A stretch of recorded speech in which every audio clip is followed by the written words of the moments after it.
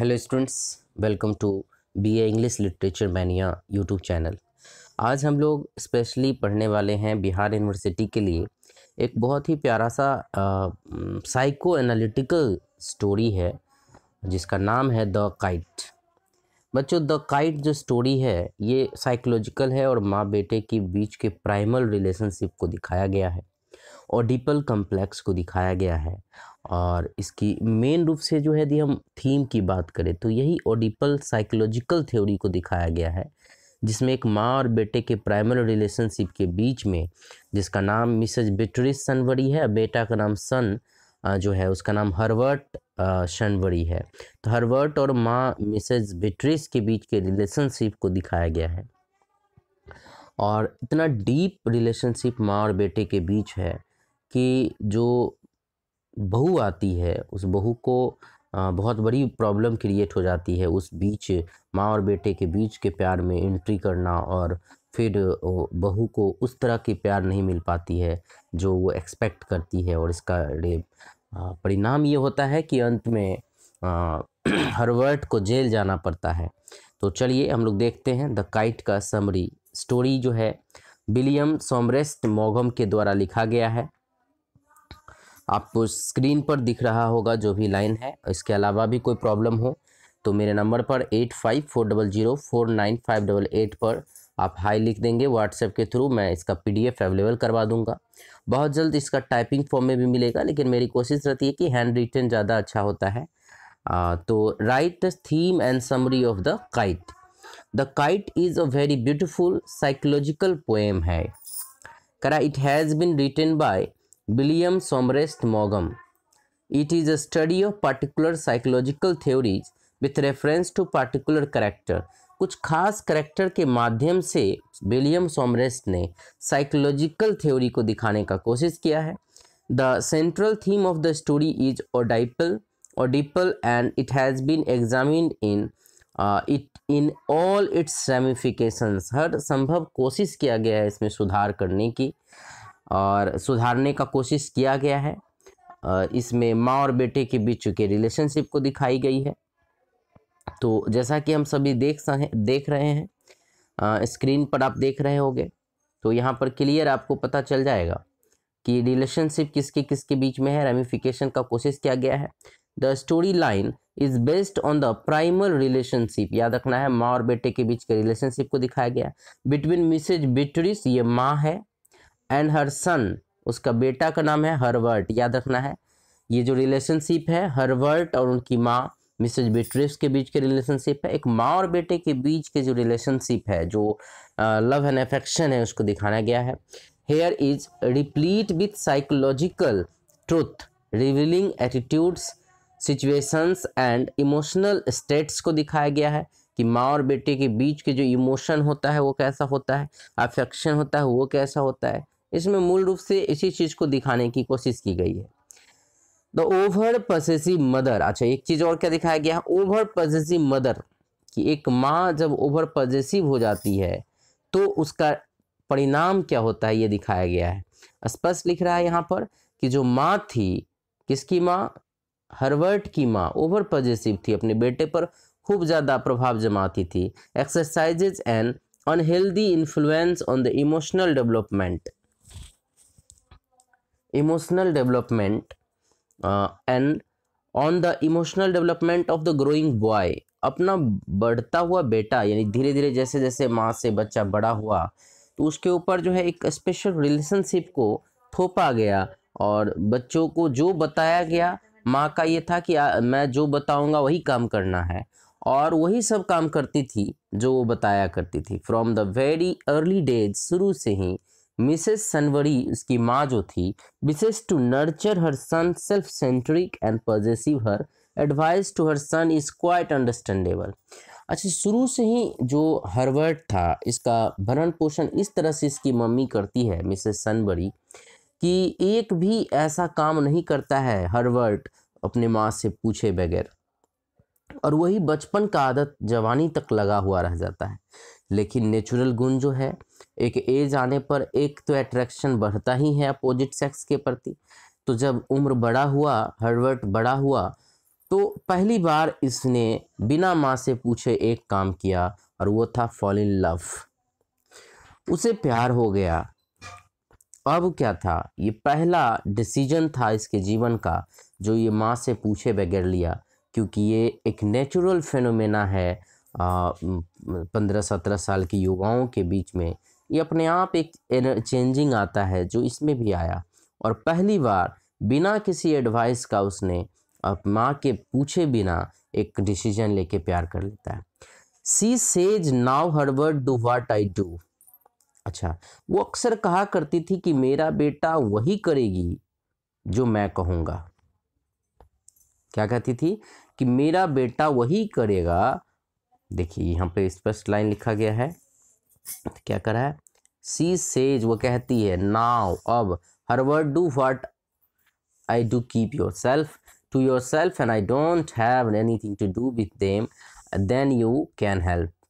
करा है मेरा बेटा अपने से कुछ नहीं करेगा, जो मैं बोलूँगी वही काम करेगा। Even she does not allow a single independent assertion to on Herbert. Herbert पर एक भी ऐसा कोई चीज़ नहीं छोड़ती है जो हर्बर्ट खुद से कोई काम कर सके। हर काम अपनी माँ से पूछ के करना होता है हर्बर्ट को। Hence when Herbert is 20 years age, लेकिन जब हर्बर्ट जो है 20 साल का हुआ, 20 ईयर का हुआ, होल्डिंग अ स्टडी जॉब, उसने एक काम पकड़ा, and Herbert's father Samuel Sunbury ask if Herbert be get married. Mrs Sunbury से पूछती है, रिप्लाई इज साफ। एक दिन हर्बर्ट जब 20 साल का हुआ, काम पकड़ लिया, तो हर्बर्ट के पापा ने, जिसका नाम था सैमुअल सनबरी, कि भाई अपनी पत्नी से यानी हर्बर्ट की माँ से पूछा कि क्या अब शादी करा देना चाहिए हम लोगों को अपने बेटा को। तो उसकी माँ का जवाब सुनिए क्या कहती है। Her mother's sharp reply is and vicious था, एकदम कुचक्र खराब था आंसर। उसका आंसर क्या था, तो देख लीजिए यहाँ पर आंसर है, she answers I don't hold with a man marrying till he knows his own mind. क्या कहती है कि मैं उस मर्द का, उस बच्चे को शादी नहीं करा सकती जिसको, जो अपने खुद को नहीं पहचान पाया है, खुद को समझ नहीं पाया है। And a man does not know his own mind till he is 35। बहुत ही अच्छा लाइन है ये, यूजीसी नेट वगैरह में कई बार पूछ देता है। कहती है कि एक तो मैं शादी तब तक नहीं करा सकता एक लड़के का जब तक कि वो अपने माइंड पर ना हो जाए, समझदार ना हो जाए। और दूसरा बात वो खुद ही कहती हैं कि पुरुष जो है 35 साल से पहले समझदार होते ही नहीं हैं। क्या कहती है कि पुरुष जो हैं 35 साल से पहले समझदार नहीं होते हैं। पुरुष समझदार तभी होते हैं जब उम्र उनका 35 ईयर के हो जाते हैं। तो इससे स्पष्ट होता है कि हर्बर्ट की माँ जो थी, हर्बर्ट को शेयर करना नहीं चाहती थी। इतना ज़्यादा ओवर पॉजेसिव मदर थी कि वो किसी भी स्थिति में नहीं चाहती थी कि उसका बेटा को के ऊपर किसी और का जो है वर्चस्व हो, हावी हो हमारे बेटा के ऊपर। Here such a typical negative response is obvious of jealous mother unwillingly to share her son with a wife. यहाँ साफ साफ पता चलता है कि एक जेलस मदर अपने बेटा को किसी के साथ शेयर नहीं करना चाहती है, स्पेशली अपने बेटे के वाइफ के साथ। And who is trapping the soul of her son and ruins personal life, his personal life. और क्या हुआ, अपने बेटा के आत्मा पर ट्रैप कर लिया, फंसा लिया इमोशनल बॉन्डिंग में, और अपने बच्चे बेटे की ज़िंदगी को बर्बाद कर दी। कैसे बर्बाद करती है आगे चलकर आप देखेंगे story. Herbert loves her mother almost like a mother loves. Herbert अमूमन हर बच्चे की तरह अपने माँ को प्यार करता है जैसे एक बच्चा माँ को प्यार करता है। But the mother is very axis and pole of his life. अभी तक उसके जीवन में एक ही है, पापा से ज़्यादा वो माँ से प्यार करता है। कोई भी चीज़ करता है, कहीं से भी आता है तो माँ को खोजता है, माँ से प्यार करता है, बहुत ज़्यादा excess. The bond between his mother and her son depends when they fly the kite as fancy and hobby almost like a ritualistic manner every Saturday. याद रखना है बच्चा, कई बार यूजीसी नेट के एग्जाम में क्वेश्चन पूछता है कि ये हर्बर्ट जो है कब मतलब पतंग उड़ाया करता था। तो हर सैटरडे को अपनी माँ के साथ जो है वो पतंग उड़ाया करता था। कौन पतंग उड़ाता था, तो याद रखना है पतंग उड़ाने का काम कौन करता था, हर्वर्ट करता था अपने माँ के साथ मिलकर, और यही पतंग उड़ाना इसके लिए बहुत डेंजरस साबित होगा शादी के बाद। ये जो पतंग उड़ाने की पद्धति थी और माँ बेटे के बीच का बॉन्डिंग था, ये उसके लिए जब शादीशुदा लाइफ है उसमें बहुत खतरनाक साबित हुआ। इसी पतंग उड़ाने के लेकर जो है झगड़ा हो जाता है हर्वर्ट और उसकी पत्नी के बीच में, जिसके कारण उसे जेल जाना पड़ता है और बहुत सारा चीज़ हो जाता है, जीवन बर्बाद हो जाता है। तो ये प्राइमल रिलेशनशिप को दिखाया गया है कि माँ के साथ इसका इतना बॉन्डिंग था। ये जो पतंग उड़ाने की प्रथा थी, सैटरडे को ये पतंग उड़ाया करता था, वो अमूमन इसके ज़िंदगी का जो है एक इमोशनल चीज़ें जो हो गई। Flying kite is like an imaginary escapism from the monotony of life. अच्छा, इनके लिए क्या था कि ऐसा लग रहा था कि मोनोटोनस जो है उबाऊ ज़िंदगी से हटने के लिए, और जो है जैसे लीजर पीरियड में खाली समय में क्या किया जाए, तो खाली समय में जो है पतंग उड़ाया करते थे माँ के साथ। लेकिन दुर्भाग्यवश इनकी शादी हो जाती है और शादी बाद यही पतंग उड़ाना बहुत खतरनाक साबित हो जाता है। पति पत्नी के बीच में झगड़ा हो जाता है, पत्नी मना करती है तुम पतंग मत उड़ाओ, पति कहता उड़ाएंगे ही, ये मेरा माँ का प्यार है। और एक दिन बेटी क्या करती है, बेटी जिसकी पत्नी का नाम है, उसके पतंग को तोड़ देती है, जिसके कारण जो है मामला बढ़ जाता है। तो आइए हम लोग देखते हैं नेक्स्ट पॉइंट यहीं पर। Herbert's love for Betty, Miss Bevan का नाम ही बेटी था, and his choice of getting married to her desperate attempt to free himself from the excessive attachment to his mother। अब पहली बार जो है हर्वर्ट ने एक डिसीजन लिया और इसे प्यार हो गया। इसे क्या हो गया? प्यार हो गया बेटी नामक एक लड़की से, और पहली बार इसने खुद अकेले में एक फ्री डिसीजन लिया, और वो था शादी करने का, from the excessive attachment to mother से। बट he cannot give बेटी what he has already given to his mother। लेकिन जितना प्यार वो अपनी माँ को करता था उतना प्यार वो अपनी पत्नी से नहीं कर पाता है। एंड दस इस प्रकार result is the terrible and torturing conflict within him. इसका परिणाम ये होता है कि पति पत्नी में झगड़ा होने लगता है, पति पत्नी में अच्छा नहीं बनता है। Like Mrs Morel's in the Lawrence Sons and Lovers नामक एक D.H. लॉरेंस की किताब है, उसमें भी ऐसे ही होता है परेशानियाँ, जैसे इस किताब में परेशानी हुई है माँ बेटे के रिलेशन के कारण। सन्स एंड लवर्स में भी ऐसी इसी तरह का कहानी को दिखाया गया है। अब मिसेस सनबरी इज डिसलाइक बेटी। अच्छा, कोई भी बहू को तो डिसलाइक करेगी ही जब बेटा के जीवन में कोई आ जाएगा।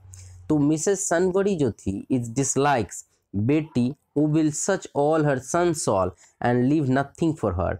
और इसमें क्या होता है कि मिसेस सनबरी जो है बहुत ज़्यादा ये हो जाती है, डिसलाइक करने लगती है, गुस्सा हो जाती है। किससे गुस्सा हो जाती है भाई? तो अपने बहू से गुस्सा हो जाती है, क्योंकि इसके बहू पर इसके बेटा पर वो हावी हो गई है, इसके बेटा पर हावी हो गई है। And leave nothing for her therefore she does not has best break up their relationship. इसलिए माँ जो है पूर्ण कोशिश करती है अपने बहू और बेटे के रिलेशनशिप को ब्रेकअप कराने का, और फाइनली ब्रेकअप करा ही देती है। In the kite the whole story is given in a symbolic significance through flying a kite. पतंग उड़ाने से ही संबंधित कहानी दिखाया गया है। It is an act of affectionate attachment after the marriage what Betty objects and rebels against is Herbert's flying kite. शादी के बाद सैटरडे को जो पतंग उड़ाने का आदत था, इसका वो विरोध करती है Saturday with his parents. She dislike this childish act and बांस। और इस चीज़ के लिए जो वो जैसे क्या दिखती है कि she dislikes childish act and wants Herbert from doing this silly favour. और पत्नी जो है अपने पति हर्वर्ट को मना करती है कि देखिए जी, आप इस तरह से बच्चों की तरफ पतंग मत उड़ाया कीजिए अपने माँ बाप के साथ सैटरडे। लेकिन हर्वर्ट ने कहा कि नहीं, क्यों नहीं उड़ाऊँ, मेरी बचपन से आदत है और मुझे खाली समय में पतंग उड़ाना अच्छा लगता है, मैं उड़ाऊँगा। तो और क्योंकि इसको पतंग उड़ाने से एक अफेक्शनेशन था, बचपन से लगाव थी, इसलिए वो पतंग उड़ाने के प्रति जिद बांध लिया। और बेटी यानी कि हर्बर्ट की वाइफ भी जिद पकड़ ली कि नहीं, आपको पतंग नहीं उड़ाना है। इतना मना करने के बाद भी नहीं मानता है हर्बर्ट, पतंग उड़ाता ही है सैटरडे को। वन डे, यहाँ पर वन डे है, ध्यान रखना है। वन डे बेटी स्मैश्ड, यहाँ से मामला स्टार्ट होता है। बेटी स्मैश्ड, बेटी कौन है? बेटी पत्नी है किसका? हर्बर्ट का। और kite which is ultimately aggravates the situation, यहीं पर मामला खराब हो जाता है। एक दिन बेटी क्या करती है कि उस स्मैश का मतलब होता है तोड़ मरोड़ देना, पतंग को तोड़ देती है, जो अल्टीमेटली एग्रीवेट्स द सिचुएशन, आग में घी डालने का काम करता है। मनमुटाव तो आपस में चलता ही था पहले से, अब और ज़्यादा तूल पकड़ लेता है। And finally there is a separation between the husband and wife, और अंत में क्या होता है? पति पत्नी अलग हो जाते हैं। कौन कौन?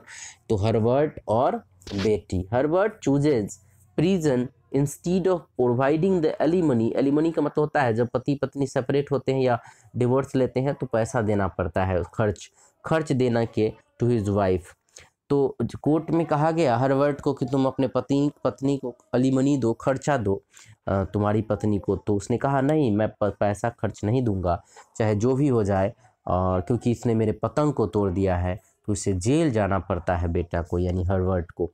The smashing of the kite is a kind of matricide. अच्छा देखिए, यहाँ पर इमोशनल चीज़ होता है। जैसे आप मान लीजिए कोई आपको कोई चीज़ गिफ्ट करता है और कोई तोड़ दे, फेंक दे, तो वही सेम चीज़ यहाँ पर उसको लगता है कि मातृ हत्या के बराबर है मेरा पतंग तोड़ना। He can not bear for wear, इसको वह सहन नहीं कर सका कि मेरे माँ के जो सिंबॉलिकल चीज़ें थी, मैं माँ के साथ पतंग उड़ाया करता था और इसने मेरी पतंग को तोड़ कैसे दिया। और इसी पतंग तोड़ने के कारण उसने अपने पत्नी को डिवोर्स देने के लिए तैयार हो गया। The entire complication of the story can be read through the Freudian complexes, इसको कहते हैं। फ्यूरिडियन कम्प्लेक्स का मतलब होता है दो पजेशन के बीच में जब एक आदमी पिसा जाता है। तो यहाँ पर माँ भी पजेसिव थी बेटा के प्रति, और बहू बेचारी शादी करके आई थी तो उसका भी दबाव था कि मेरा पति है, हम अपने तरीके से चलाएंगे। और इस बीच में बेटा यानी हर्बर्ट जो है पत्नी और माँ के बीच में पिसा जाता है, बर्बाद हो जाता है, जेल का चक्की पीसता है, जेल में रहता है और जीवन बर्बाद हो जाता है। तो हम कह सकते हैं कि माँ और पत्नी और माँ के प्यार के बीच में एक बेटे का ज़िंदगी बर्बाद हुआ। मॉगम is an explorer of human relationship. जो विलियम सोमरेस्ट मॉगम जी हैं, वो क्या है ना, ह्यूमन साइकोलॉजी का और मनुष्य के रिलेशनशिप को खूब दिखाते हैं फ्रॉम डिफरेंट एंगल से, अलग अलग एंगल से। Here Mrs Sunbury and Betty are both wrong in being too possessive. यहाँ पर वो समरेस्ट मॉगन कहते हैं कि देखो यहाँ पर जो है ना, मिसेस सनवरी जो है यानी माँ और बहू, यानी माँ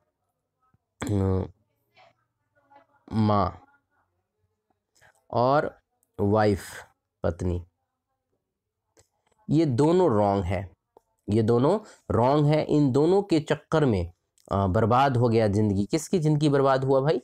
तो ज़िंदगी बर्बाद हो गया हर्बर्ट का, क्योंकि दोनों ही पॉजेसिव थी, ओवर पॉजेसिव थी। Hence we can say that, हम कह सकते हैं कि the life of Herbert is ruined in between the powers over possessiveness of Betty and his mother Miss Sunbury. अतः हम कह सकते हैं कि पत्नी और माँ के ओवर पॉजेशन के कारण, ओवर पॉजेसिवनेस होने के कारण हर्बर्ट का जीवन बर्बाद हो गया, इसे जेल में रहना पड़ा और शादीशुदा जीवन का भी अच्छा आनंद नहीं उठा पाया। शादी के बाद माँ बेटे का जो प्यार होता है उसका भी आनंद नहीं ले पाता है। तो इस तरह से द काइट जो है ये सिंबॉलिकल पोएम था, और द काइट के माध्यम से ये माँ बेटे के बीच के रिलेशन के साथ साथ ये भी दिखाया गया है कि एक माँ को ये चाहिए कि बेटे के शादी के बाद उसे स्पेस दे, अपने पत्नी, अपने बहू और बेटों को उस तरह से ट्रीट ना करे बेटा को जिस तरह से वो शादी से पहले ट्रीट करते थे। आखिर ओवरऑल वो एक स्त्री हैं और जैसे वो अपने पति पे चाहती हैं कि मेरा पति मेरे बात को माने और मुझे केयर करे, तो हर स्त्री का ये इच्छा होती है। तो उनकी बहू की भी तो ये इच्छा थी कि मेरा पति है तो मेरे अनुसार थोड़ा सा चले। तो माँ और बेटे, माँ और बहू, ये दोनों के ओवर पॉजेसिवनेस के कारण बेटा और पति यानी कि हर्बर्ट की जीवन बर्बाद हो गया, वो अपने शादीशुदा लाइफ को एंजॉय नहीं कर पाया और इस तरह से जो है स्टोरी ख़त्म होता है। मूल रूप से थीम यही था, साइकोलॉजिकल थीम था, ओडिपन कॉम्प्लेक्स को दिखाया गया था। ओवर पजेसिव पत्नी और ओवर पजेसिव माँ जब होती है तो उस बीच में जो होता है बेटा और या पति एक तरफ से कहिए वो पिसाता है। इसी चीज़ को विलियम सोमरसेट मॉगम ने दिखाया है। कोई खास स्टोरी नहीं थी, स्टोरी प्राइमल रिलेशनशिप को दिखाने की कोशिश की गई थी। Thank you. स्टोरी कैसा लगा, यदि समझ में आया नहीं आया ये ज़रूर कमेंट में बताइएगा। Thank you.